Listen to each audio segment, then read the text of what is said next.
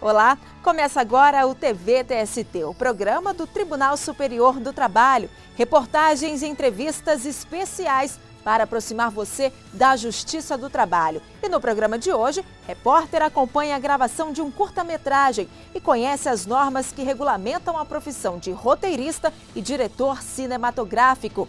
Os preparativos para o 2º Seminário Nacional de Prevenção de Acidentes de Trabalho, promovido pelo TST. Uma entrevista com o advogado mexicano Oscar de la Vieja. O TV-TST está no ar.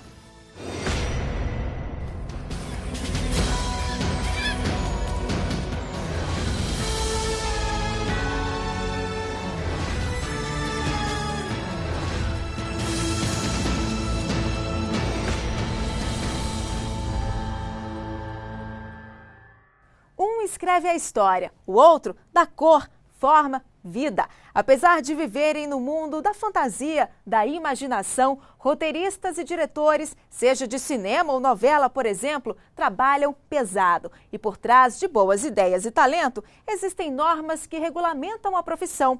O repórter Alexandre Matula conversou com roteiristas e diretores e até acompanhou a gravação de um curta-metragem.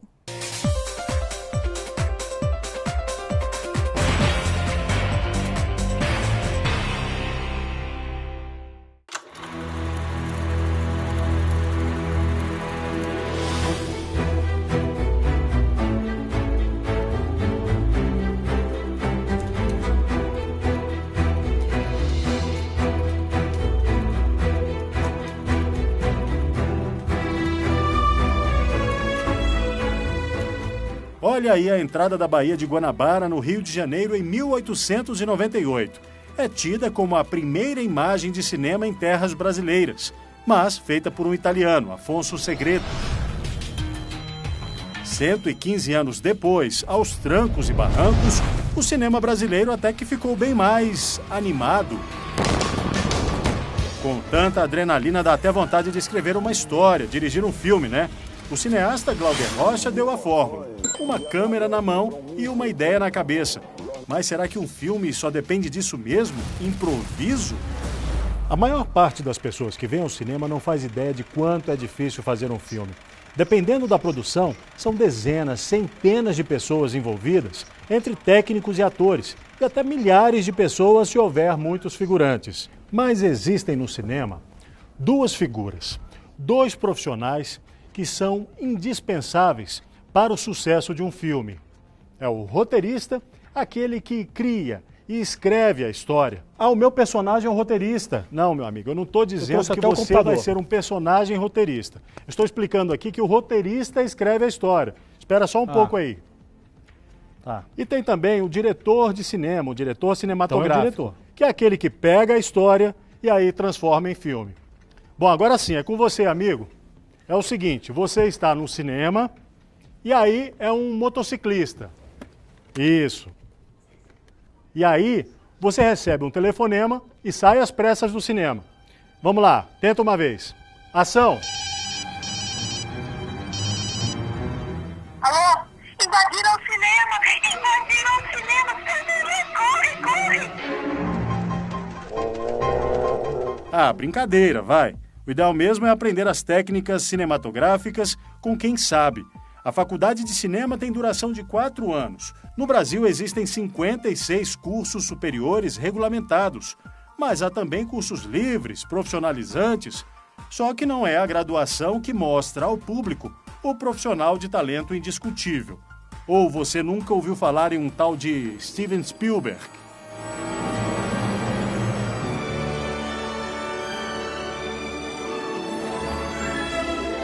O diretor famoso cursou literatura inglesa na faculdade. E o brasileiro que apresentou ao público o Capitão Nascimento. Vai subir ninguém! Vai subir ninguém! José Padilha é administrador de empresas.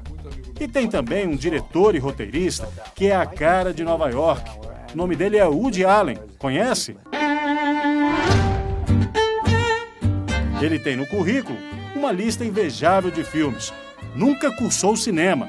Na verdade, ele nem se formou em nada. Mesmo que essa pessoa não tenha feito curso nenhum, que ele seja um autodidata, mas talentoso e esse talento seja reconhecido pelo mercado. E alguém pegue uma peça dele e transforma num produto audiovisual. Quem sou eu para negar esse registro?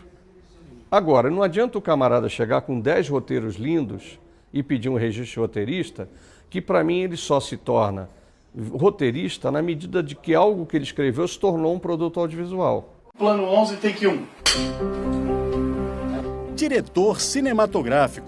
Filho de pai japonês e mãe brasileira, o paraense Rubem Shinkai, de 48 anos, é um profissional de múltiplos talentos. Se formou em engenharia mecânica, psicologia, jornalismo e hoje se divide entre a publicidade e o cinema.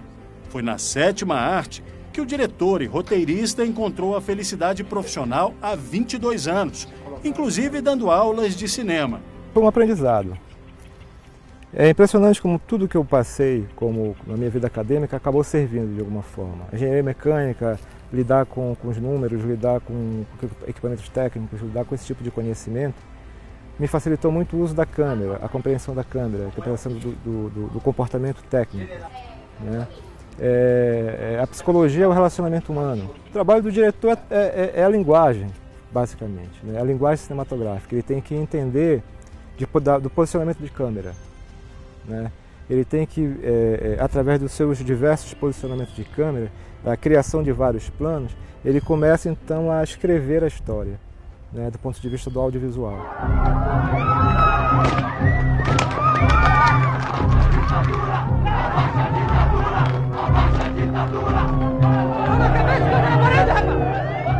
Araguaia, Conspiração do Silêncio. Rubem Shinkai foi diretor assistente no longa-metragem baseado em uma pesquisa do diretor e roteirista Ronaldo Duque, que mostra a batalha travada no Araguaia entre o movimento armado e o exército brasileiro durante o período da ditadura.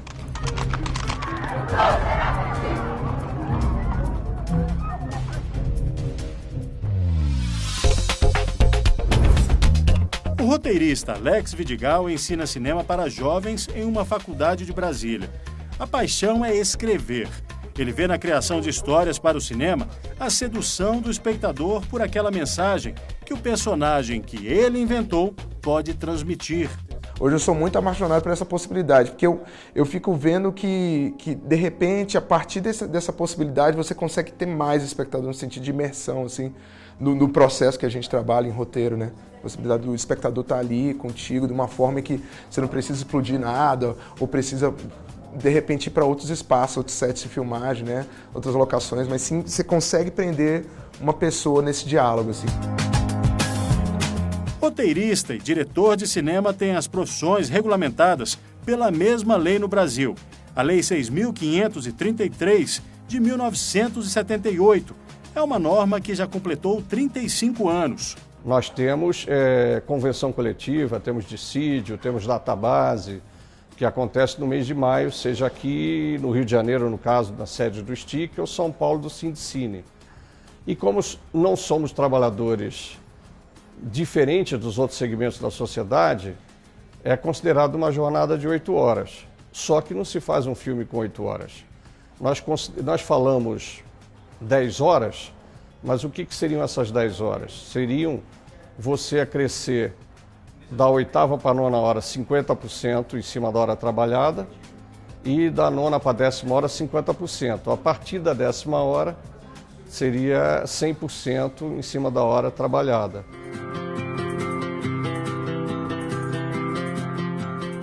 Os sindicatos têm uma tabela de remuneração para os técnicos de cinema. O diretor tem um piso salarial que passa dos R$2.000 por semana. Já quem escreve a história... O roteirista hoje, pelo piso, seria uns 13 mil, 14 mil.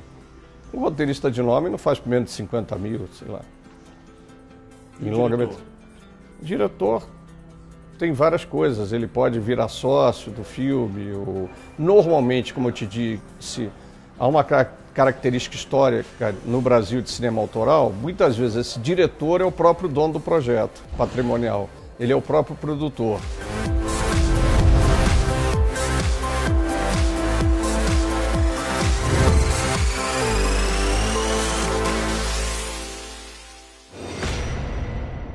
E se você tem interesse em seguir carreira na área do cinema, tem mais informações no site do Sindicine. Anote aí, www.sindicine.com.br.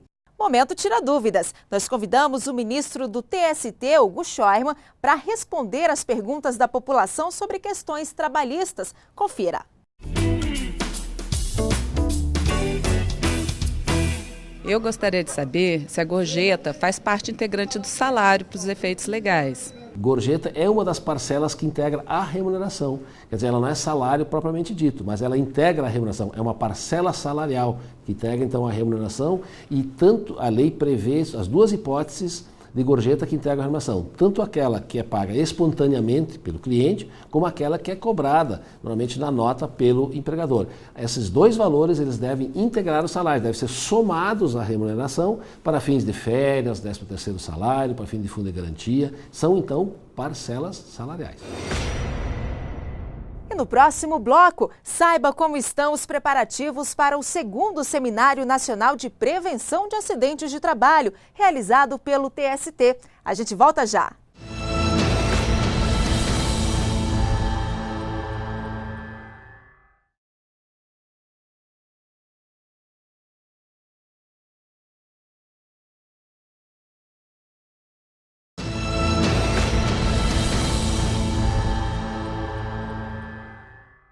Um ambiente de trabalho saudável e seguro. Apesar desse direito estar previsto em lei, o Brasil registra uma média de 700 mil acidentes por ano nos locais de serviço. O assunto vai ser discutido durante o 2º Seminário Nacional de Prevenção de Acidentes de Trabalho, promovido pelo TST na próxima semana. Confira. Ficar nas alturas, na construção de prédios, só com cinto de segurança e bem preso. Separar cortes de carnes em frigoríficos exige luvas. E o que falar do setor de metalurgia? O uso de óculos de proteção é obrigatório. Essas são algumas regras básicas previstas em lei para garantir um ambiente de trabalho seguro. Apesar disso, o Brasil registra uma média de 700 mil acidentes por ano nos locais de serviço. A preocupação é tanta que o assunto veio parar aqui na Justiça do Trabalho, onde vai ser realizado este mês o 2º Seminário Nacional de Prevenção de Acidentes de Trabalho. O evento vai reunir cerca de 15 especialistas daqui e do exterior. Tudo vai ocorrer no plenário da Corte. Neste espaço, desembargadores, juristas, médicos vão mostrar como a maioria dos acidentes pode ser evitada com medidas que vão desde o uso de equipamentos de proteção individual até a atuação do judiciário, que analisa as denúncias de irregularidades. Este ano, os acidentes ocorridos no setor de transportes vão estar no centro das discussões. Nós queremos transmitir nesse seminário o conhecimento existente no ramo da engenharia, da medicina, da ergonomia, das várias ciências que atuam na prevenção, o que é possível ser feito para evitar que o acidente ocorra ou que o trabalhador adoeça no ambiente do trabalho. A palestra de abertura vai ficar por conta do juiz Ingo Sarlit. O magistrado tem doutorado em Direito e é pós-doutor pela Universidade de Munique, na Alemanha. Além disso, é professor titular da Universidade Católica do Rio Grande do Sul. Aquilo que eu posso, evidentemente, buscar contribuir para esse debate é justamente tentar assim, embutir as questões constitucionais, a questão do direito fundamental ao meio ambiente do trabalho seguro e saudável, no contexto mais amplo dos direitos fundamentais ambientais, socioambientais, diria eu, e dos princípios do direito do ambiente. O magistrado esclarece ainda que uma das falhas do mercado de trabalho é achar que o pagamento de benefícios, inclusive ambientais, pode substituir a proteção dos empregados. Isso no ambiente geral também acontece de outras formas, quando se paga, por exemplo, os serviços ambientais ou aquele direito de poluição. Há, na verdade, violações da sua saúde que, evidentemente, não acabam sendo protegidas de fato com isso. Eu pago, mas não protejo de fato contra esses riscos. O coordenador do evento, Sebastião Oliveira, explica que nos 3 dias de debates, magistrados, empresários e trabalhadores vão tentar encontrar medidas para enfrentar a realidade que tem saído cara para toda a população. Não é aceitável ainda hoje que 50 pessoas a cada dia no Brasil, que 50 pessoas dão adeus definitivamente ao mundo do trabalho, por volta de 10 por morte e 40 em invalidez total permanente. Isso tem um custo enorme para o país, para a Previdência, sem falar do custo emocional, a dor e sofrimento de todos os familiares daquele trabalhador.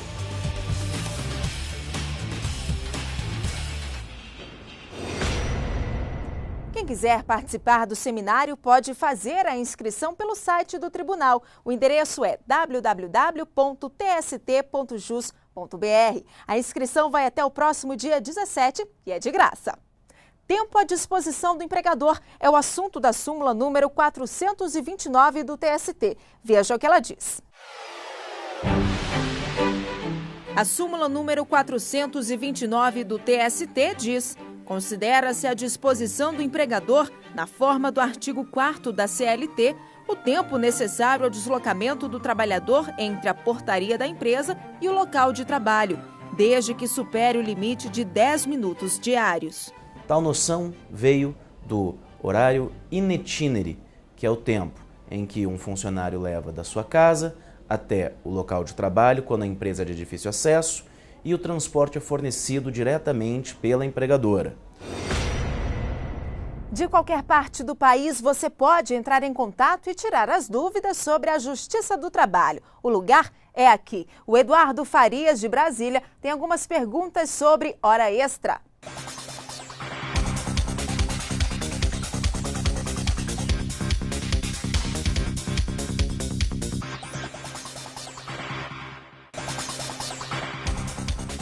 Como apurar os minutos de hora extra de um empregado que trabalha até às 10h35 da noite, ou seja, entra na hora noturna?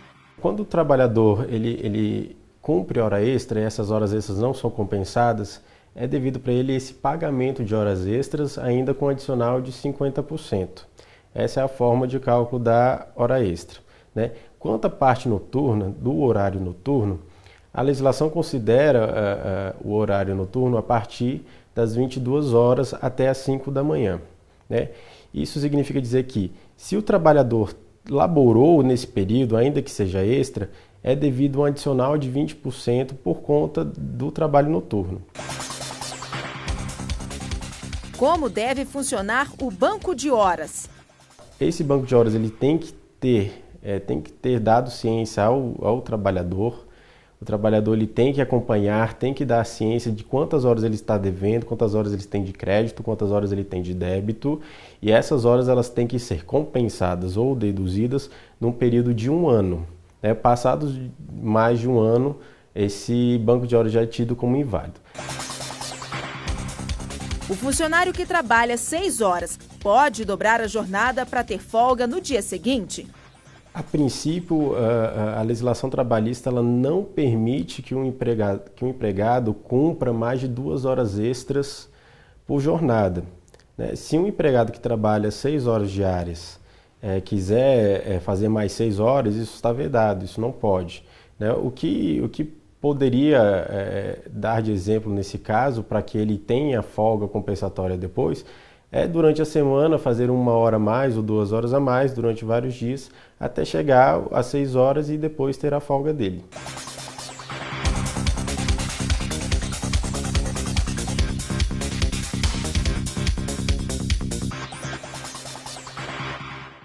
Faça como Eduardo e mande a sua dúvida para nós. O caminho é o e-mail tv@tst.jus.br. E não perca no próximo bloco uma entrevista com o advogado mexicano Oscar de la Vieja. Eu volto em instantes, até já.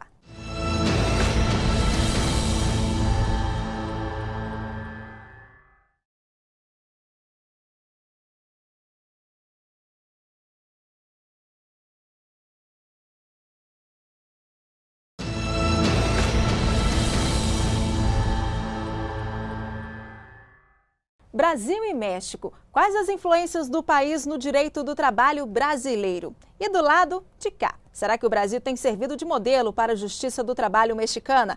Para falar sobre o assunto, eu recebo aqui no estúdio o advogado Oscar de la Vega. Olá, muito bem-vindo ao TV TST. É um prazer estar aqui, neste país maravilhoso, neste programa tão interessante. Ok. Eu queria começar a nossa entrevista sabendo do senhor quais são as impressões que o senhor teve aqui do Brasil com relação à nossa justiça trabalhista. Eu estou muito impressionado com o tamanho da economia brasileira. Eu também vejo que o futebol não é o esporte nacional nem para o México e nem para o Brasil. O esporte nacional, na verdade, é as disputas na área trabalhista. Há 3 milhões de casos que estão sendo processados pelos seus tribunais, isso é impressionante, e ambos os países são muito parecidos. Somos parte da América Latina e, ao mesmo tempo, nós temos grandes populações. O México tem 100 milhões e vocês têm cerca de 200 milhões de habitantes e nós temos um grande número de jovens e precisamos oferecer a eles a possibilidade de terem um emprego formal. E esse é um dos maiores desafios de ambos os países, como gerar mais empregos formais. Certo. Agora, com relação a essa questão da reforma trabalhista, muito recente, né? Agora no fim do ano passado, né, de 2012, o que a gente pode apontar, o que o senhor pode apontar para a gente como os fatos, as mudanças mais pontuais, mais importantes e que tiveram impacto mais direcionado na vida do trabalhador mexicano?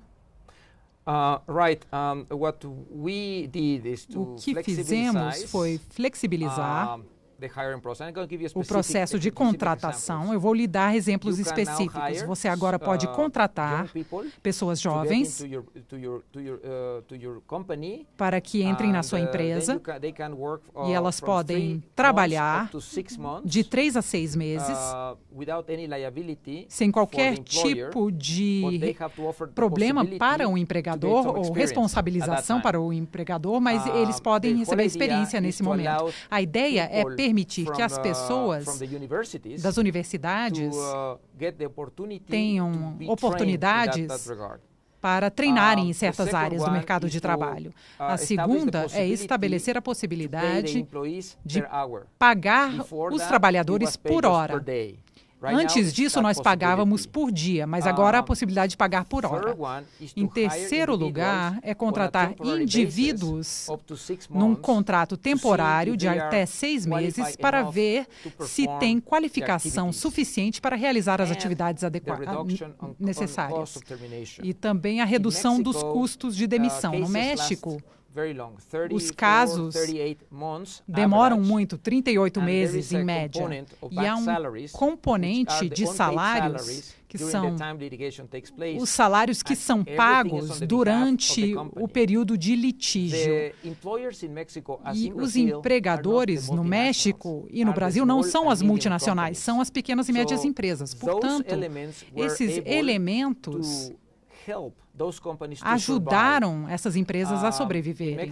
E no México, mais de 99% das empresas são pequenas ou médias empresas. E elas empregam mais de 70% da força de trabalho.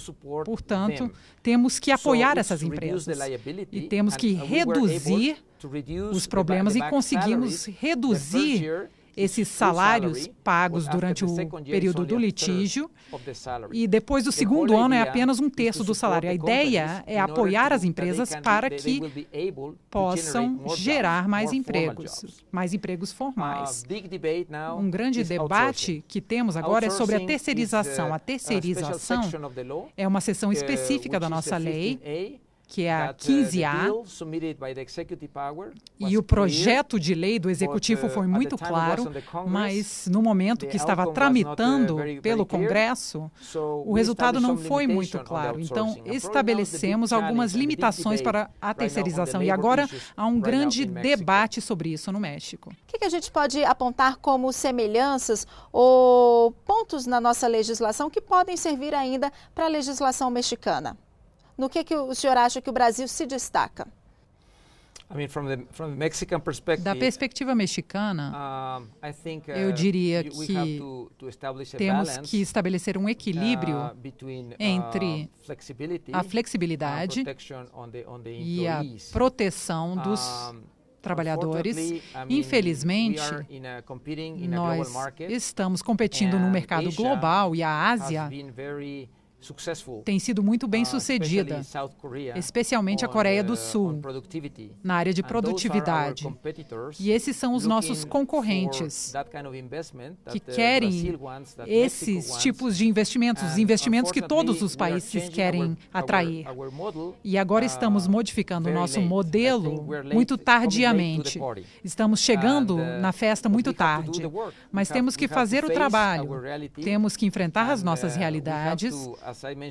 E, como eu disse no começo, o grande desafio é gerar mais empregos formais, especialmente para os jovens. E esse é o objetivo. E eu acho que essa é uma grande similaridade.